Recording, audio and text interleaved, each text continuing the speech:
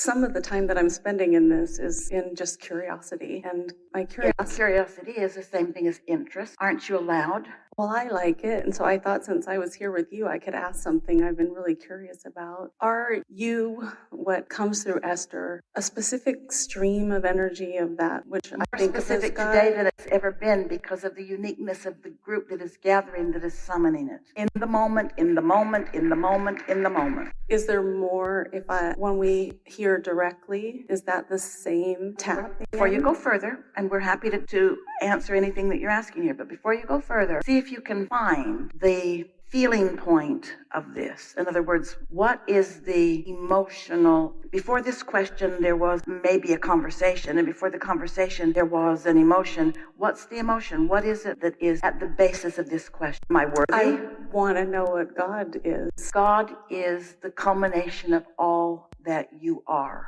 Nothing more, nothing less. So I can talk directly, access that directly. Of course, but let's define what that is. This is what we were talking about earlier, that everybody has a different perspective of what it is they're talking about. So we'll tell you what we mean when you say that. What we mean when you say that is that you are as God as it gets. You are the manifestation of that which God intends and focuses upon. You are an extension of that. And in any moment, you can tell by the way you feel how much of that which you are allowing to be present in any moment. Most humans don't let much of that in moment by moment because you've been fed such a bill of goods about what that means. God wants you to do that and not that and that and not that and that and not that and that and not that. And so many people are there all over the place, and rarely, once they come of any age at all, are they in that place of just knowing that they are loved and expecting things to go well. It's something that you have to feel your way to. Oh, you know it when it's happening. So cliche, it's everywhere, it's all of you. But if you don't know it, then that's just so many words. But when you have had an interest in something and they'd focus and the interest got a little bigger, and then you began articulating it, and then something manifested that supported it exactly. For that moment, you feel blessed. You feel like the receiver of that which you're asking for. But until you figure out how to maneuver yourself through thoughts by paying attention to the way you feel into those deliberate moments in time, then it's just somebody else assigning to you whether you should feel worthy or whether you shouldn't. More cliches is an inside job. There are so many things that you know, but you just have to show yourself by intending something. Esther sat on the airplane yesterday, and she flew Southwest. It was a direct flight, and direct is always her first choice. She likes that the most. So she's sitting there, and there's an empty seat sitting next to her, and she said to the woman there, they said the plane isn't full, so maybe we'll get lucky. And what Esther meant by get lucky is nothing annoying will happen between us.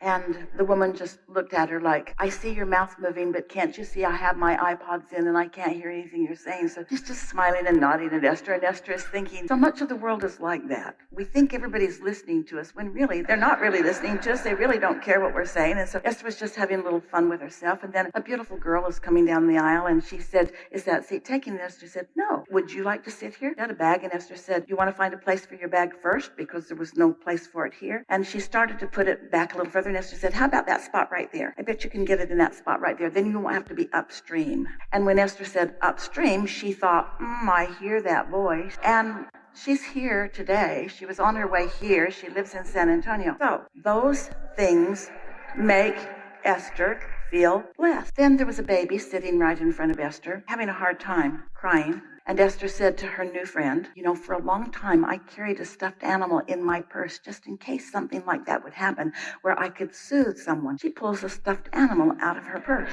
Now, Esther's thinking how really good the law of attraction is, how many details the law of attraction can take care of all at the same time, how truly blessed everyone is. Esther said, this is a needle in the haystack kind of thing. In other words, the law of attraction finds those everywhere. And then Esther was thinking, a few minutes ago, someone had something that they pulled out of a bag, and it looked like the same colors of one of Esther's books. And Esther thought, I thought that was one of our books. And then she got her book out of her bag. And Esther thought, I never see our books on airplanes. But she had the thought, and then there was the book. In other words, this sounds simplistic maybe, but what we want you to understand is all of the planning and all of the impulses and all of the that went in for these two to get to rendezvous and have such a good time together. She lives in San Antonio and is coming here today. Don't you think that's nice? And doesn't seem like anything really big, does it? In other words, most would call it a coincidence. We would call it deliberate creation on both of their parts. We would call it vibrational matching.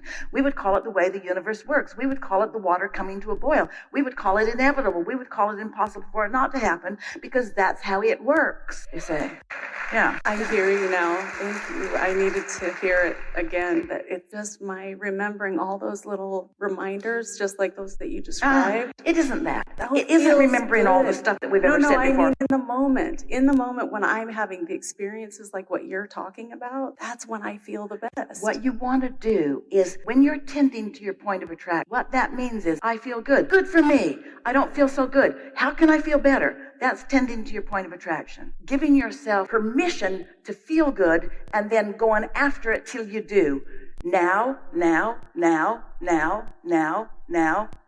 Much of the world would say, oh, that is really, really selfish. That's not compassionate. We say it's the ultimate compassion. That's what Source does. Source looks at you and knows everything about you and doesn't dip emotionally no matter what you've got going on. That's compassion. That's Source flowing all over you so that if you meet it just a little bit, something good's going to happen right now. But you got to show yourself that that's where you are. Source is always right there. Source never deviates. Source never deviates. So when you say, I wonder if I'm not good enough or if I forgot something or if I'm not applying it right or